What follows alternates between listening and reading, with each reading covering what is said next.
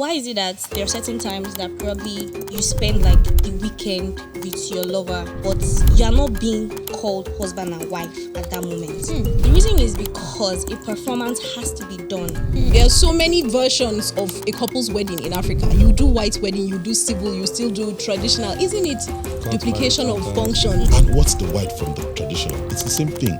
We just borrowed the white man's tradition. Yes. When I think of, my future wedding day, what makes me scared is, so I'll now perform in front of people. I'll be performing love. Everybody will wear happiness. costumes and Like, if you're happy, you're happy. No. You people have to sell out tickets, your invitation card. You people rent out costumes for the drama that you want to act. And then there's a dialogue. The priest is coming to say the same dialogue that he has been saying. He has been reciting for the past how many years? And after everything is done, what do? They clap their hands. Ooh, beautiful performance. In every society, in any culture, there must be a ritual. So this activity or this ceremony you've called is a ritual. It's initiating you into that covenant of being married. People are thinking of their wedding day, like how you stunt on their enemies, and they're not thinking of the. That's why weddings are so expensive, and then people go broke, and then when they start the married life, they can't even afford themselves. That is why I agree with our ancestors, because they were more bothered about the basic necessities.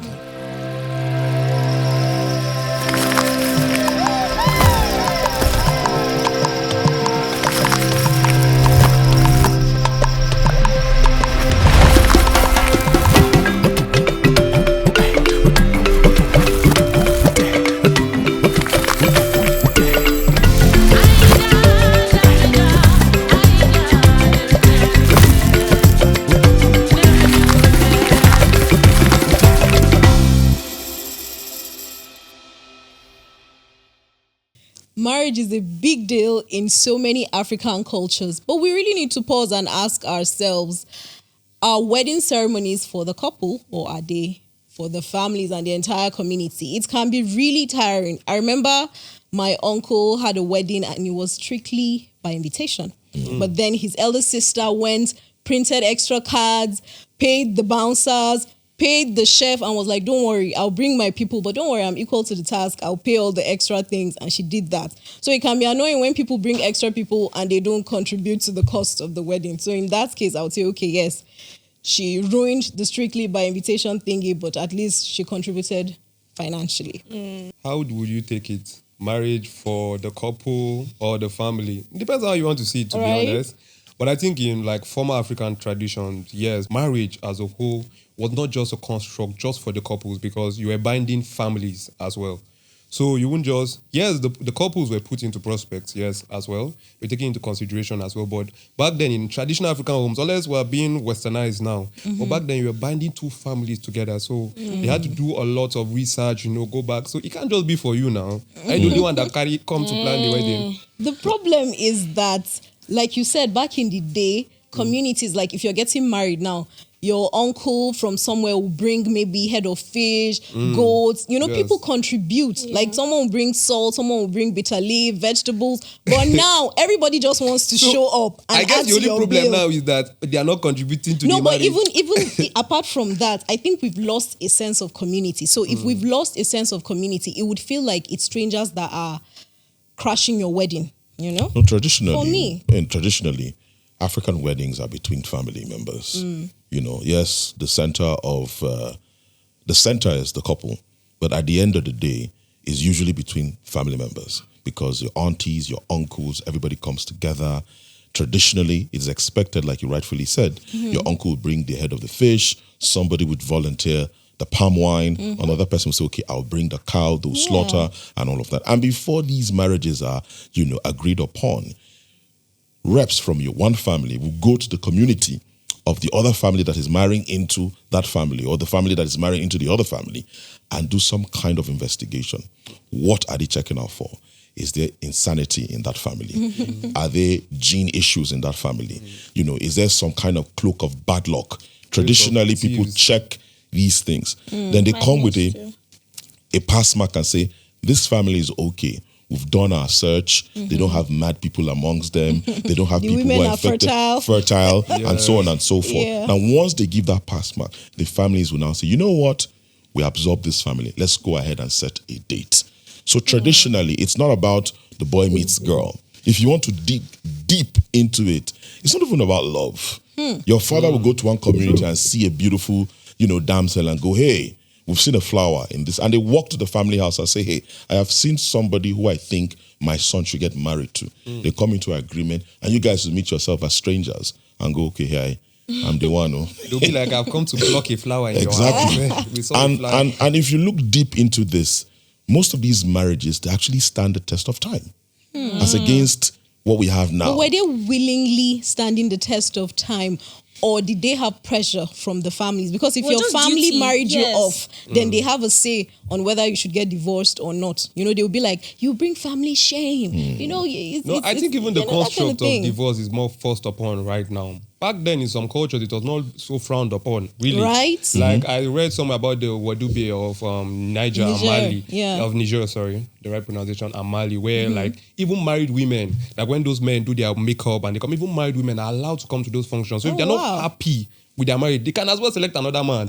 So, okay, you're happy now, 7 minutes, come out. Anyways, for me, I see marriage or the kind of wedding that Miss Linda mentioned as just a theatrical performance. And this is my opinion. Why is it that there are certain times that probably you spend like the weekend with your lover, but you're not being called husband and wife at that moment? Why is that? Now, the reason is because a performance has to be done. You people have to sell out tickets, your invitation card. You people rent out costumes for the drama that you want to act. The bride is renting. The whole theatrical experience. And then there's a dialogue. The priest is coming to say the same dialogue that he has been saying. He has been reciting. For the past how many years? And after everything is done, what do? They clap their hands. Ooh, beautiful performance. Same performance. And you're right. I always feel like when I think of, my future wedding day, what makes me scared is, so I'll now perform in front of people. I'll be performing love. Everybody will wear costumes. Like, if you're happy, you're happy. No, if look you're at it in like love, this. you're in love. In every society, in every clan, in any religion, in any culture, there must be a ritual. So this activity or this ceremony you've called is a ritual, initiating you into. It's initiating you into that covenant of being married. Like, if you look into an occultic society, you go through the performance, like you rightfully said. Say some mumbo jumbo, cut your wrist and say some things, put your blood in one calabash, drink it and say some incantation. And once you do the bugu yaga bugu bugu, wow. They now say, okay, now you are now part of this clan or this occultic or this secret society. So in every function, there has to be some kind of ritual for you to be initiated into. You're standing on this, your word. You have to be for you to be initiated into. Life generally is a performance. Life generally is a performance. And who is taking But even in the animal kingdom, so it's not something that is unique to human beings. Yes. Even in the animal kingdom, you have to do something. You have to beg someone, show them if you can dance, if you're fertile. Like, there's some birds that have blue feet. That's their beauty. So the bluer your feet, the higher your chances of getting a good mate. True. Or peacocks dancing, showing their beautiful colors and all of that. So it's not unique to human beings. All living things have to perform a ritual to show how virile, how fertile, how good of a So we've provider all agreed that this wedding is is a performance, Abi. Yes. It's not a performance per se. It's part of life. It's part of the ritual. Yes, like you rightfully said, when you're cutting a woman, as a man, there's certain things you need to do. You need to do some kind of ingratiate the lady. You take her out, do some certain things. You act nice. Maybe if we're looking at the that's African, why I like the formal ways we do things. You No, have to go through all those. Now you say good. You see, act. So it's a performance. So are they nice or are they acting no, see, the thing is nice? that it's a ritual. Okay. Like the example you use of the animal kingdom of birds doing some kind of dance. Some you have to build a nest. That process is the ritual. / you ingratiating, if I could say that, doing some certain kind gesture so you can win her over. Now, if she agrees, I'm talking about the animal kingdom now, especially the birds. If she likes your maybe a certain species, it's the melody of your singing. There are some birds, it's the way you clean the environment. Others, it's the way you build the nest. If she's satisfied and she agrees with you, she now gives in. And now you mate, you guys, it could be if the species are the kind of species that after that mating process, you can go to smithereens, nobody cares. Or you stay, there are some birds that mate for life. The others that once you mate with them, that's the end. So something has to give. That ritual has to be performed so that the bride, quote unquote, the family members, if they agree, that's why you bring gifts, the dowries. Yeah. You bring 5 cows, 10 cows, 20 cows, whatever the case may be, for them to now say, okay, we are satisfied the ritual, ingratiating, and now say, okay, you know what? Carry on, go. We accept you.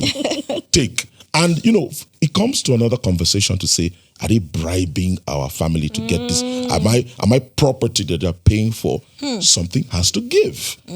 You're exiting a member of that family. Yeah. So you're giving something in return. It's not necessarily you replacing or giving value for what you've taken. It's just a ritual that has to be performed. Something always has to give. Nothing is free in life. Anyways, back to Bunga. Bunga said that marriages in ancient time, or that marriages are supposed to be about alliance, not about. Yes, in because those days, the whole construct of love is westernized. If we're being our honest. ancestors, they got married to survive. But in modern times now, we're not getting married to survive. We're getting married to live well. So you can't tell me that we should go back or that way was the best way. Times have changed, bro. Times have changed now, but have they become better? Have They new have. adaptations But that we're better taking? is a thing in of what sense? perspective. Exactly. It may not be It's better to subjective. you. Yes, exactly. It's subjective because I can't lie now. If you check it, like if you see the construct of marriages that have been done during our ancestors' time, it worked better for them. Let's be honest. It worked better because they were dying relax silently. now, calm down. It worked better because they were not talking. They were dying silently. Women. Now we're going back to women. Is marriage as a union Even now? the men sometimes, maybe they didn't, but there were sometimes that which one was I there? But there were sometimes. Are you telling me that of all the men that married, there was no one that deep down I don't want to marry? It's just my daddy. Because Are you sure? let me get you let's go back to the way now. Before, marriage was more of a construct of, like you said, family. Like you said, you go and research on each family, like what's beneficial to you. Some people married off to even stop wars or passing. Like for instance, 2 kingdoms that been fighting for so long, they married for peace, not necessarily because you love him. Now, but the girl will subdue and the man too also subdue because they want an alliance for both kingdoms. Yeah. Some So to transcend wealth, sacrifice. some for so that was like the betterment of marriage. are Marriage you had saying more that it was purpose. better I'm then? getting there. Do you understand? There was more function of marriage because now it's just for love. Now there you had sacrifice. So that implement of sacrifice is what transcends marriage to be bigger than what it is. Yes, but now we're sticking to the fact that you're just going to marry for love. What's the adage outside from love? Sometimes when love's fading, sometimes even with the love, after 6-7 months, they fall out of love. Go away. The love will go They fall away. out of love. Something Amal said in response to you. She said you can't say that even though you're saying, okay, back then, a lot of people loved those kind of marriages. Even the men, they didn't complain. Maybe I'm not the saying women. they loved it too. Okay, let's say you said it worked said for it them. worked for them. Okay, so I just want to give an example. I read somewhere in this book, it was by a Ugandan author. The book is called Kintu.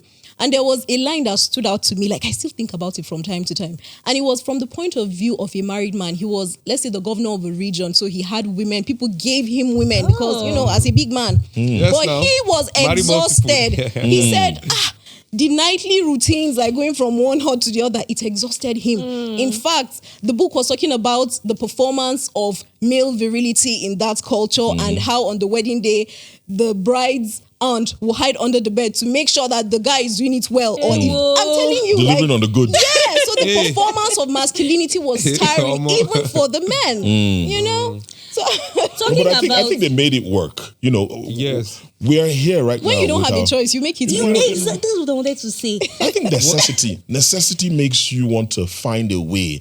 Marriage is all about, companionship and at the same time compromise. You have to find a way. You take 2 steps, both of us, let's meet somewhere. It's not all about, Meet at the hey, I'm middle. pretty, I'm this, my father has 20 cows and we have a huge farmland. Something has to give. Yeah. So I think that process of, agreeing to the family decision, then making the marriage work is a process whereby they work it out. Then at the tail end, when love is supposed to fade away, love begins to blossom. It's reverse if you look at it in the modern time.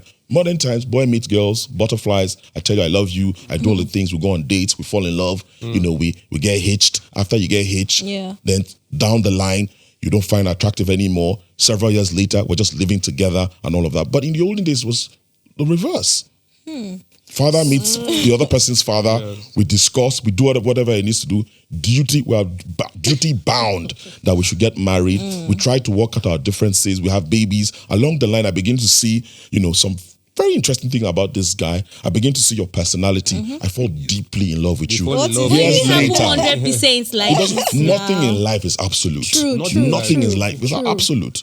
But it seems and it feels like they had more success rates than today. Yes, now today the divorce rate is crazy. Yes. You're right in that regard, because I feel like in the modern times now we have an idealized version of what marriage should be, and that's why a lot of people are single and unmarried. Yes. A westernized idea. Westernized. No, let's just say modern. Let's just say modern. So people have that modern idealized version, like, oh, someone should buy me roses, oh my do goodness. like this, or this is a red flag. All of that. All that. When we should be checking for more tangible things, like things that have to do with the person's personality, their family. Do they have madness, like you said? Are they good people? No, Amma just wants love. She doesn't bother about all these things. She wants love as well as I bet she wants love as well as. So I think what do you know it's about one of the reasons so many people are single now.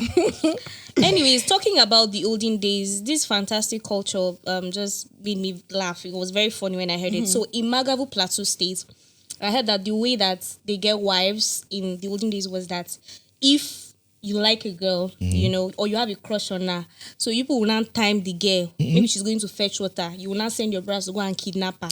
When you will not kidnap her, you will not bring her to your house. When she's not in the house, if she likes you, if she spends a night in your house, it means that she likes you.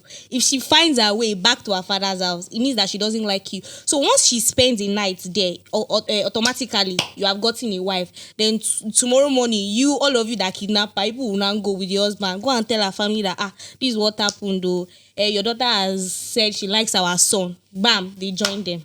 But this thing, what do they mean by if she finds her way out? You kidnap someone with your brothers, with strong men, and you're like, we've kidnapped you, but if you escape, then you don't like us. How am I going to escape? Like, what if she was blindfolded and she doesn't even know her way back home? Exactly. That system was already rigged. I heard that when she gets to the house, is that you tell her you can go. So I don't know. But this person that gave me this was like, oh, that's how his grandfather married his grandmother. And I'm sure maybe when they did the kidnapping, it was at night. And back then, no electricity. There are many cultures, so you don't know your way back home. That used to do that too. And you have wild animals to contend with. So why will I want to go home? I have no choice but to stay.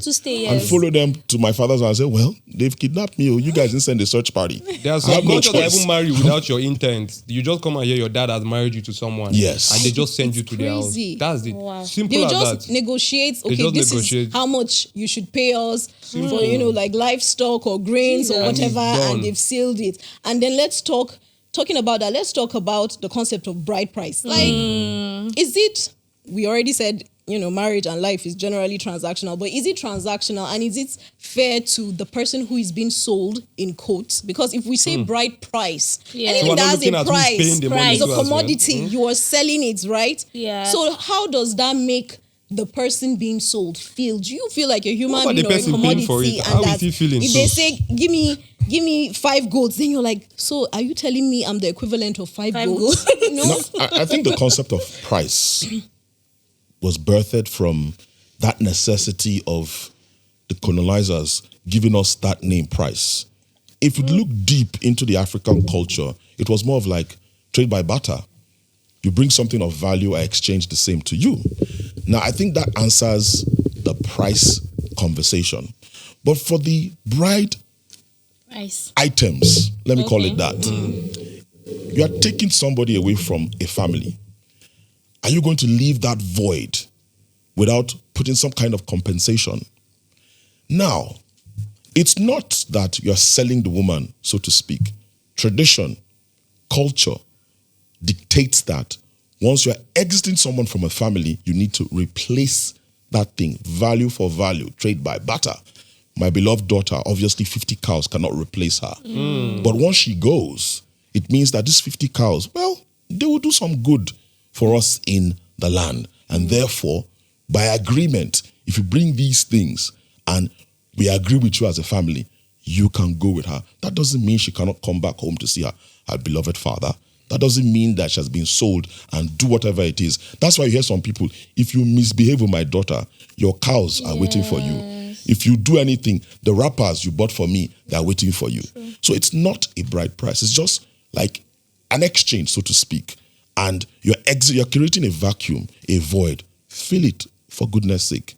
You have a point, because it may be that it was a problem of translation. These people came with the English language or French or Portuguese or whatever language they used to colonize, and they were asking people around, okay, what do you call this thing in your language? And maybe that's what their English or French brain could conceive. Because in some African cultures, they don't say bride price, they say bride wealth. And that makes more sense. Because there's something about bride price. Me, Like, to when be you hear honest, price, I just think it's a know. value system, right? For instance, now, whenever you go to marry a woman, right, the man now, you have to show that you even have the resources to take care of their daughter. You have the strength. Back then now, they will see if you're like physically fit, to even take care of their daughter and handle this. Because most of the times, like, the man goes out to hunt, he goes to farm, so she's the one that takes care of the home.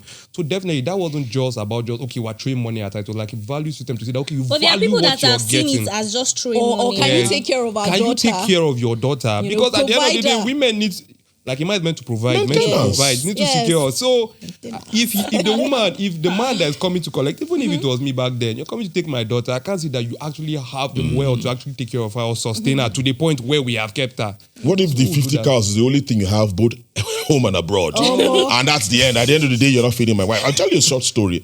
My cousin many years ago was getting married in Ebonyi, I remember. I can't remember the name of the village. I think it was Akolieda. I can't remember the name of the village. So, the normal practice is they give you a list, they'll give you cash and all of that. So we brought stockfish, we brought bottles of beer, we brought palm wine, we brought a whole bunch of stuff. So I was like, obviously in the African tradition, not the best man to the bride, but I was the guy's right hand, so to speak. Okay. So we got there. It was time for us to do the ceremony. The oldest man in that community came out. He was the one that had the right to address us. So they asked for all of the items and we presented everything. I think the cash then was 80,000 naira. My cousin got mints and they put a mat on the floor. They arranged all of the items. Then they put the monies in 1,000 nairas and arranged everything. So there were 80 pieces of the money. So they now counted the money and said it is complete. The items that were asked for us to bring, are they complete? Everybody answered yes. Then the oldest man took 1,000 naira from that money and said, we're returning this money back to you because we want you to use this money to take care of our daughter. My cousin was shocked. He was like, whoa, this is 87,000 naira plus added back to me. I love this culture. I think I should marry from here more if there's an opportunity for us to do that. So what am I saying? Now, just by that culture and what he said, it's not about them selling their daughter. They want to see if you are capable enough to take care of the daughter. Like I rightfully said, if the bride price is only 40 cows, and that's the only thing you have, you pay the 40 cows, you go back home to nothing. There's no milk, there's no meat, there's no hide, there's no hide from the cows or from the goats or whatnot. It means the daughter starves. So it's a test and it's a process of saying, okay, is this guy capable enough taking care of our daughter? And once you prove yourself, in some cultures they'll say, take back your money. We just wanted to test you to see if you're capable enough. Yes. Add this to whatever you have so that you can make her hair, make her feel good, put her in Chanel. I mean, that doesn't take away the fact that some people see this bride price as your worth. You understand?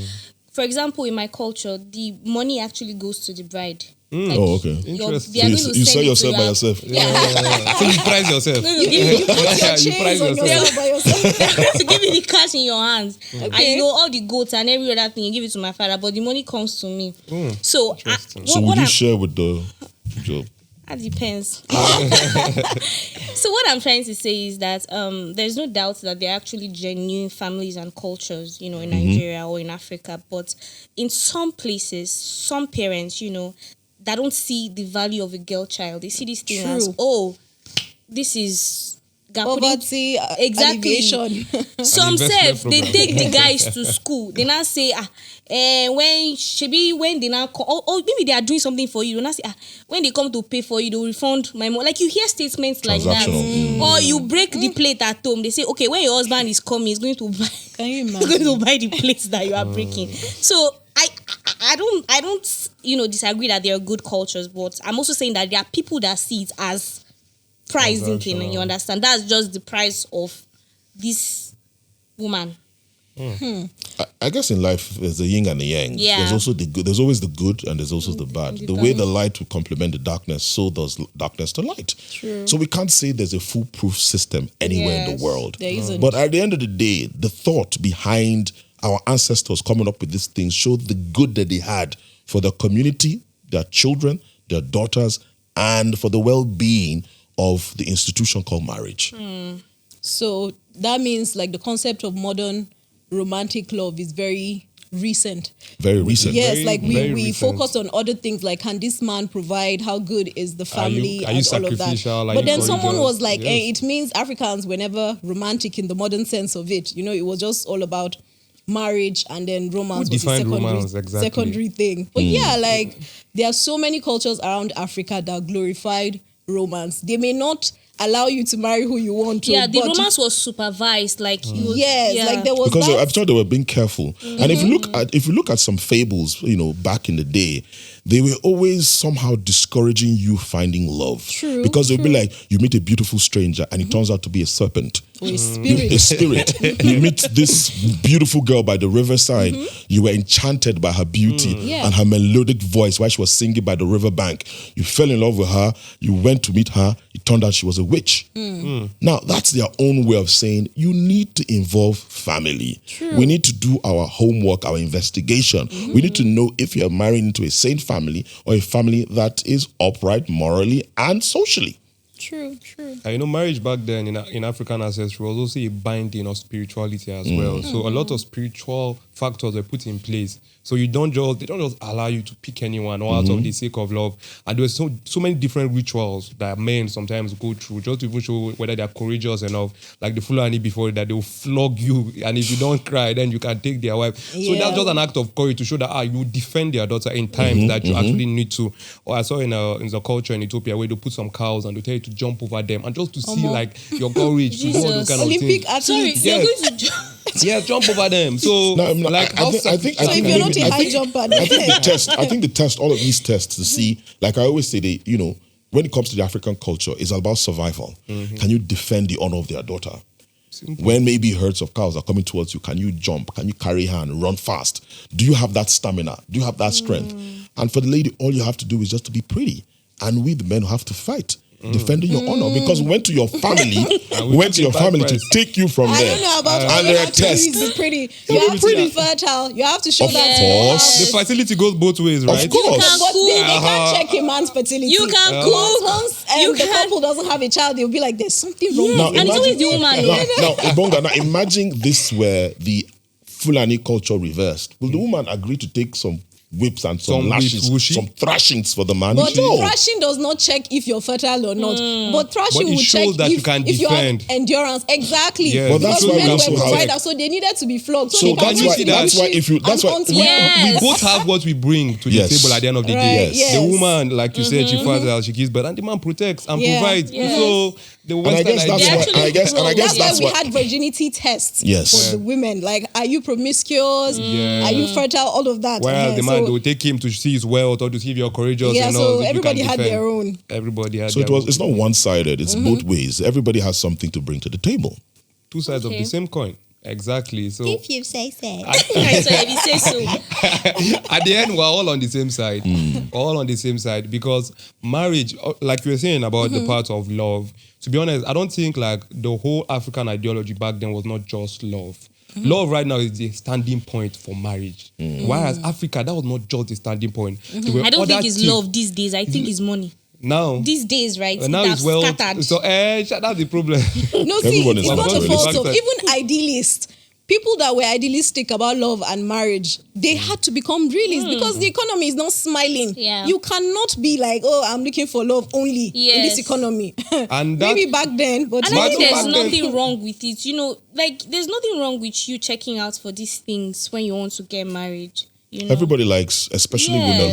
women who needs to be assured. It's not only women. people for need real. to be assured. Yes.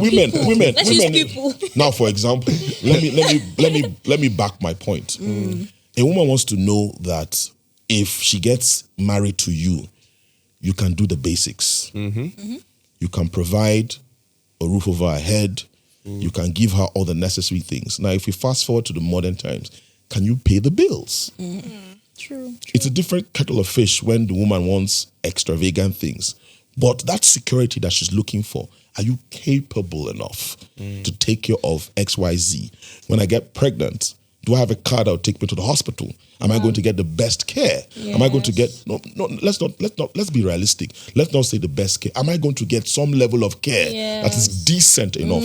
That's the security. Whereas now we're bothered about the extravagant ideas. Exactly. That's the we are bothered about. Okay, you are No, bothered. like right now when you hear marriage and when the two people are in courtship, is the extravagant idea. It's not about, like you said, And the it's basic true. necessities. Some people are thinking of their wedding day, like how you stunt on their enemies, and they're not thinking of the. That's why weddings are so expensive, and then people go broke, and then when they start the married life, they can't even afford themselves. That is why I agree with our ancestors, because they were more bothered about the basic necessities. Can you provide? Can you provide shelter, clothing, food, take care of our basic needs? You understand? Then Are you strong everything enough extra, to ward off Are you strong enough to invaders fight or exactly. enemies? Anything else was extra, but now the extra comes first before the necessities. I mean, they only used to check, like, the checking that they were doing were public check-ins. Like, they were not checking character, to be honest. They were not checking how this person reacts when he wakes up, when he's angry, when he's, when he's tired. You know why it's like so that? That's why it's expected that you should have been groomed at home. Go to African villages and cultures. You see that there is a template for how to behave. Wake up, you greet your elders. You sweep the compound. You go to the stream, fetch water. You go or fetch, the men will go and look for firewood. Depending on the culture, women do that, men do that as well. In some tribes and culture, when it comes to certain food items, men are the ones who pounded yam. Women, in some cultures, women pound. It's a taboo for some places for the women to pound. So it is assumed that you already have those basics. You should know how to treat your man. Like, I think the Ibibios, they have a special season and period where they train the woman how to treat their men. Oh, they call it the fattening room. Fattening room. Yes. There, Yes. Older women will teach you what to do, personal hygiene and all of that, how to treat your man, how to massage and all of that. So does that mean there were no rebellious people that were pretending or something? Like, everybody just Must there be rebellion? Must be rebellion. This rebellion is a whole Western ideology. beings. No, Do you trust that human beings are not the Western ideology? Because see, look, rebellion is a human. What I'm trying teacher. let me get my facts right. Let me get to my Get your point. facts Let's hear you. right. Let's hear See you. what I'm trying to say, right? Back then, right? Whenever you hear like these ideologies or like this culture that people pass down, they had other meanings to it. It was not just for the decency of a man or to take care of a man. If you do deep like dive research, you find out that these cultures had a meaning behind it, or they had a reason for why they did those things. You understand? It was not just for the happiness of anybody. You understand? So we can't really know because we were not there. Exactly. And the meaning has been watered down or lost It has been time. switched over time to suit whatever narrative we're pushing out now. But the markers we can use to tell if it worked is we see them stayed long together. They stayed longer in their marriages. But it's long. Well, like it's not how long, it's how well. She didn't Now leave, that's the did problem she? we're going to now. We're She only did not bothered leave, about did how she? well.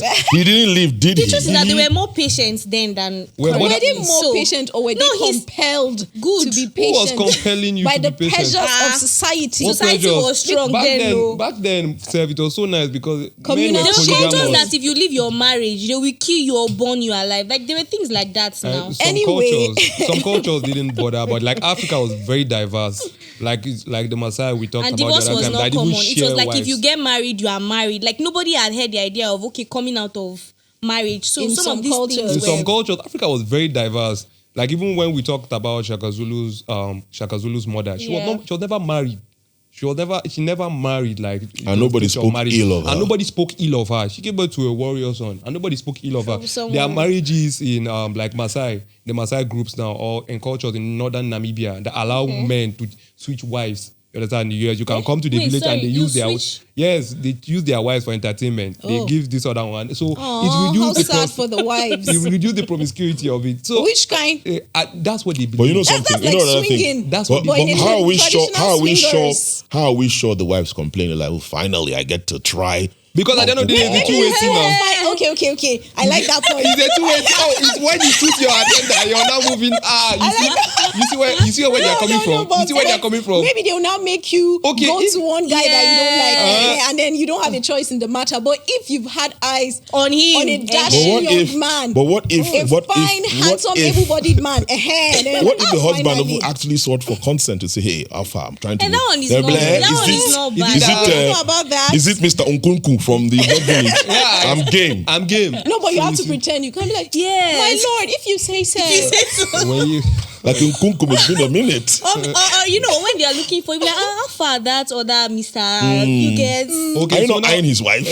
So now that you realize that there are other African cultures that also allow both women and men to swing it out. There are also some African cultures back then that allowed even same-sex marriages as well. Yes. So they're pushing the agenda or narrative that African cultures always backball women or men. And then again, there's this culture that it's the woman that gets married to the men. In fact, I was even reading, they said the chief of the village she is married to 100 men. So what the men do is that they get dressed, they're on their makeup, and then they're dancing for her. They did not complain. A harem of men.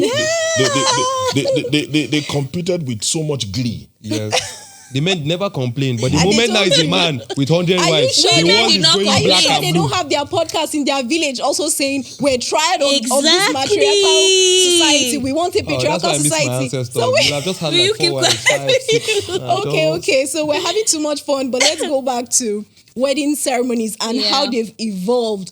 So now there are so many versions of a couple's wedding in Africa. You do white wedding, you do civil, you still do traditional. Isn't it duplication of functions? Like, can't we just do one marriage? I think it's based off of you, because I know some people who don't do all the marriages. Some might just do cultural and just leave it like that. Some might just do white wedding and just leave it like that. You know? So it just actually depends on you, because all of it, at the end of the day, you just have to go to the court and register your marriage. Yeah. So that doesn't matter. It's the standard going by what she just stated. First of all, you need to do the courts. After the courts, you do the whites. No, you do the traditional. I think the white is usually the last. And what's the white from the traditional? It's the same thing. We just borrowed the white man's tradition of the white, and we're doing it. But I guess it's because of, I don't know if this word that I'm about to use would be ideal, the infiltration of Christianity or other religions into the African culture that has made it so. It feels like, okay, let me appeal to my ancestors by doing it the traditional way.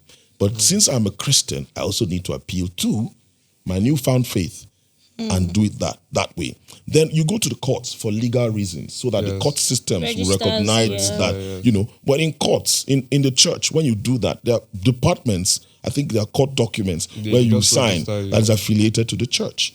Like in some churches, before you get married, according to some laws or laws set down according to some constitutions or the constitution, you must do certain tests. Blood tests for them to ascertain or give you a passport to say you guys are good to go. So it's just an infiltration of, or should I say, a mixture of both religions or several religions that we practice in this part of the world. I also think that from what Bonga said, he said there are some people that, now they just do one and they're cool with it. Yes. It's just that people now, their eyes are opening, and then they're gradually seeing that, okay, this thing is just a duplication. But before now, if you did not do traditional, or some people won't do that traditional, as long as you've not done the white wedding, they don't feel like they haven't gotten married yet, and it's crazy. So I think that this is happening because now people are getting to understand that, if I'm traditional married, it's the same thing. It's the same thing. Well, sometimes you hear things. Have you done your white wedding? I know you're not legally married. Are you guys cohabiting already? You guys are committing a sin. It's crazy. Like, hello. I'm talking about cohabitation. There's this system of marriage. It's called customary law marriage. Now, it's not practiced in Africa, mostly in Oklahoma and like some parts of Kansas too.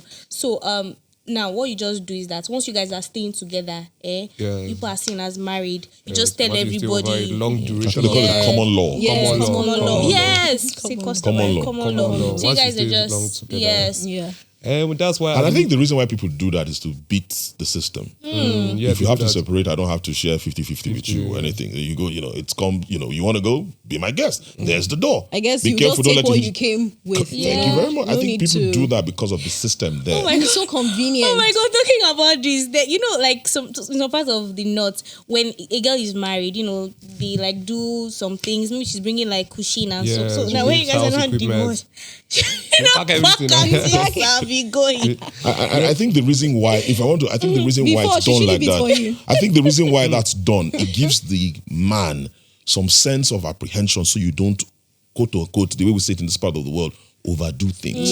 Because, hey, the couch you're sitting on, her family brought it. that's Yeah, how even we the say bed. The bed, the bed, the So kitchen you utensils. would think twice Before and you talking, act like- accordingly. Because if you mess up, she'll expose you once she goes. So you didn't have Jack when you married her. So I think that's another intelligent way our ancestors tried to create some kind of balance Yes. within the institution called Whereas marriage. everybody brings their own value. Exactly. inside. So Yeah. you paid your bride price, but she also brought the things. Yes. Exactly. So you can't look at her down. So I think our Finally, they're ancestors agreeing on something. our ancestors were intelligent, and I love them for that. So it's not nice, one-sided. They were very As intelligent. cultures are evolving and we're doing white weddings and traditional weddings, I've noticed that a lot of African cultures, smaller ones, are being dominated by larger cultures. Like, in fact, Nigerian weddings or Igbo weddings, like you see people all the way in Uganda doing Igbanku, like, wearing George and doing all those, like, playing maybe flavors music and dancing Igbo songs. Like, it's crazy. And then even here in Nigeria, you see those of us that are from the north that are not Hausa or Fulani, you see the influence of those larger ethnic groups on our marriage rights and our wedding cultures and things like that. Like in my village now, originally, when you wanted to marry, you would build a hut for your mother-in-law. You would buy 2 goats and 1 very big ram, and then there was a list of 28 items that you would purchase. But now, like, think of all the Hausa traditions you can think of. Oh, you bring a bed, you bring this one, you bring, like all those extra things, and they've become a burden to the bride's family because those things are not originally our own. Yeah. I think sometimes people get influenced by the flamboyance they see with some certain cultures. Culture, yeah, like Once they they want see to this thing, adapt like, it. I like this, I want to identify with this. It could be maybe the dream of the bride or the groom to say, I want this kind of theme wedding, so to speak. Let's have it. And I think that's because the world has become a global village. Yes. That's why it is the way it is. It's not robbing yourself of the experience your original culture would give you. It's just appreciating other things that you want to add to your culture to make it memorable for you. Because whether we like it or not, we're changing. The world is evolving. Cultures are evolving. Things are changing. Yeah. And people want to identify with what they admire. If they don't admire it, they wouldn't want to take it, Exactly. or adopt it. Talking about admire, there's this particular village in Nasarawa. So during the traditional wedding, the way that they know that you are married, they'll tell the bride to go round and look for a husband. Then when she does that, she will now bring you, then slap you. That's how you guys are like. Wow. I don't really know why that slapping thing is done, but I don't Maybe know. it's her only chance to do it legally. What do you mean? Because She after should that be day, you can't be slapping Exactly, her to husband. slap you in public. Why should you be slapping her husband? I don't in that know. way? You need to ask them. I don't But know I'm just too. saying, what if, that, okay, this is your only chance to slap your Yeah. husband? You need more chance to do that or what? I do not understand. This reminds me. I don't understand. This reminds me of a Nollywood clip. I can't remember the name of the actors, where they were having an argument and the guy gave her a very dirty, resounding slap. And she go, "Why, you monkey, you slapped me?" And he brought her a ring. "I love you. Will you marry me?" Oh my So goodness. maybe that's the Then she concept. forgot the slap. And she went and said, and there was a melodious song after. Oh my Was that God. supposed to be romantic?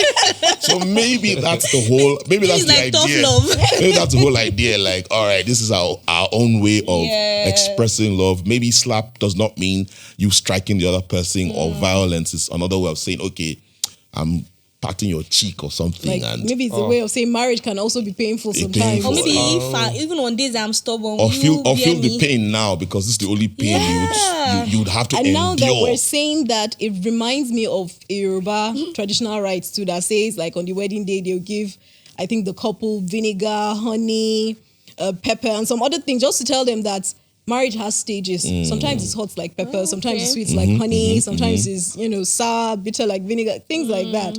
So that's a very interesting culture that just brings you back to base and reminds you that it's not going to be rosy like today. Yes. There are different phases of life. True. So at the end of the day now, marriage has stages. Hope we agree. Yes, We all marriage agree has on that one. stages. Sometimes it's bitter, sometimes So it's sour. you know that love alone cannot withhold Nobody marriage. ever said that love alone I You must was. love, right? I just keep my She's a stance. lover. You're a lover. She's a lover. You're already blushing. Oh my God. She's a lover. I never She's said in that love. it's just love alone. Boga is just misquoting me. I did not. So you don't love anymore? I love love. I mean, So you're a like all lover. the other things that like it's there and then. What there's are the like, other things? It's you no. She's been attacked. Okay. So, yes, it's good to be a lover, but it's good to remember that marriage has stages and it can change at any time. So embrace the good with There's the bad. even this saying, love is not enough. Love is not enough. Okay, lover Also, girl, you thank know you that- for that.